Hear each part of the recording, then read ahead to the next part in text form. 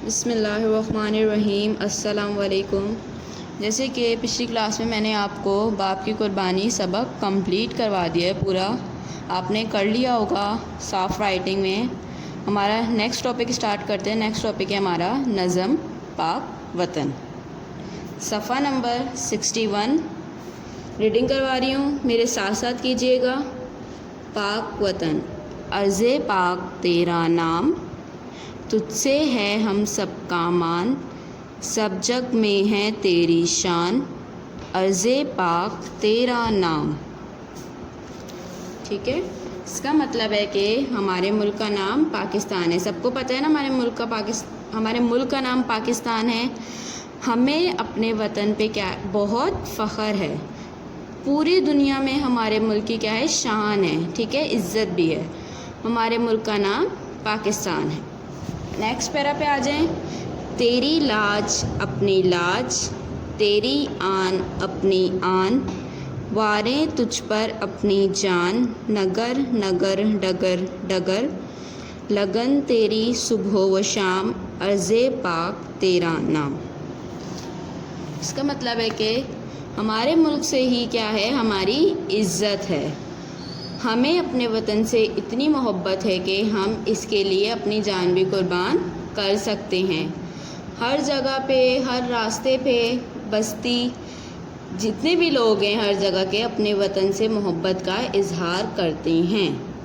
और जब आज़ादी का दिन आता है, 14 अगस्त मतलब कि आने वाली है, वो हमारा क्या है, आज़ादी का दिन है। 14 अगस्त को पाकिस्तान आज़ाद हुआ था, तो लोग अपने वतन से मोहब्बत का इजहार करते हैं उस दिन, और बड़े ज़ोरों शोर से करते हैं। ठीक है, ये नज़म जिन्होंने लिखी है उनका नाम है सूफ़ी तबस्सुम। नेक्स्ट पेज पर आ जाएं, सफ़ा नंबर 62। अब हम सबक के अहम नुकात पढ़ेंगे। नंबर 1 है, इस पाक मिट्टी पाकिस्तान की वजह से पूरी दुनिया में हमारी इज़्ज़त है। जो हमारा पाकिस्तान है मुल्क, इसी की वजह से हमारी दुनिया में क्या है, बहुत इज़्ज़त है। नंबर 2 है, हमें अपने वतन पर हर वक्त कुर्बान होने के लिए तैयार रहना चाहिए। साफ सी बात है कि हमें अपने वतन के लिए हमेशा, मतलब कि अगर उस पर कोई परेशानी आए तो हमें उसके लिए तैयार रहना चाहिए, कुर्बान होने के लिए। उसके बाद हम इसका बुक वर्क करेंगे। सफ़ा नंबर 62 पे ही है। सवाल नंबर 1, खाली जगह पुर करें। ये आपका होमवर्क है, मैं आपको एक दफ़ा एक्सप्लेन कर देती हूँ। बहुत इजी है, अगर आपने अच्छे से रीडिंग सुनी होगी आप कर लेंगे। फर्स्ट ब्लैंक है, अर्ज़े डैश तेरा नाम। सेकंड है, तुझसे है डैश सबका मान। नंबर 3 है, सब डैश में है तेरी शान। नंबर 4 है, तेरी डैश अपनी आन। नंबर 5 है, डैश तुझ पर अपनी जान। ठीक है, 5 ब्लैंक्स हैं, ये आपने बहुत इजी हैं, खुद ही करना है, ये आपका होमवर्क है। सवाल नंबर 2 पर आ जाएं। सफ़ा नंबर 63। मिसाल के मुताबिक लफ्ज़ बनाएं, जैसे पाक प्लस सतान, मतलब क्या बन रहा है, पाकिस्तान। ये मैं आपको करवा रही हूँ, गौर से सुनिएगा। ये आपके पास एक सर्कल दिया हुआ है और उसमें काफ़ी सारे वर्ड्स दिए हुए हैं, बीच में सतान लिखा हुआ है। बलोच है, कोहे है, कबर है, अगवान, हिंदू, चोल, नखलिस, गुल और बलोच। ये जिस तरीके से मैंने आपको पिक्चर में दिखाया हुआ है, आपने उसी वर्ड के सामने लिखना है। तो बलोच को स्तान से मिलाएंगे तो क्या बनेगा, बलोचिस्तान। ऐसे ही कोहिस्तान, कब्रिस्तान, अफगानिस्तान, हिंदुस्तान, चोलिस्तान, नखलिस्तान और गुलिस्तान। जैसे कि ये आपको दिखाया हुआ बुक में, आपने बिल्कुल इसी के सामने लिखना है। ठीक है, सवाल नंबर 3 पर आ जाएं। मिसाल के मुताबिक हम आवाज़ अल्फाज को मिलाएं। ये पहले भी हम कर चुके हैं किसी चैप्टर में। तो पहला वाला आपके पास सोल्व हुआ है। नाम का हम आवाज़ अल्फाज क्या है, शाम। सबका क्या होगा, जब। आन शान। नगर, नगर का मिलता जुलता क्या है, डगर। लाज आज। ठीक है, सवाल नंबर 4, इस नज़म में एक मिसरा 3 बार आया है, वो मिसरा लिखें। कौन सा आया था? आप लोगों ने अच्छे से सुनी होगी। वो मिसरा था अर्ज़े पाक तेरा नाम। ठीक है, सवाल नंबर 4 हो गया। सवाल नंबर 5 पर आ जाएं। मिसाल के मुताबिक उलट के मायने अल्फाज को आपस में मिलाएं। तो अर्ज़ का जो है पहला वाला आपके पास सॉल्व है। अर्ज़ का उलट क्या है? समा। पाक का नापाक। तेरा का उलट मेरा।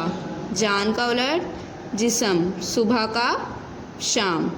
ठीक है, स्केल से मैच कीजिएगा, हाथ से लाइनें नहीं लगाइएगा। सवाल नंबर 6 पर आ जाएं। मिसाल के मुताबिक नज़म में से 3 हुर्फ़ी लफ्ज़ लिखें और इनके हुर्फ़ अलग अलग भी करें। लफ्ज़ हुर्फ़, लफ्ज़ हुर्फ़। आपके पास 2 कॉलम दिए हुए हैं लफ्ज़ हुर्फ़ के। ठीक है, पहला वाला आपके पास दिया हुआ है, मतलब कि इस नज़म में जो वर्ड्स हैं ना, ऐसे छोटे छोटे वर्ड्स हैं, वो आपने लिखने हैं और उनको अलग करना है, जैसे हरूफ तोड़े करते थे आप। पहला वाला आपके पास सोल्व दिया हुआ है जैसे पाक, तो पाक को जब हम अलग करके लिखेंगे पे, फिर अलिफ, फिर काफ, हरूफ तोड़े करके। ऐसे ही आप इस नज़म में से और वर्ड्स ले सकते हैं, जैसे कि मैं आपको एग्जांपल दे देती हूँ। नाम लिख लिया आपने, शान लिख लिया, लाज लिख लिया। ठीक है, ये मैंने बता दिए, बाकी आप खुद देखिएगा कि कौन कौन से वर्ड हैं। छोटे छोटे वर्ड्स लीजिएगा, उसके हरूफ तोड़े कीजिएगा।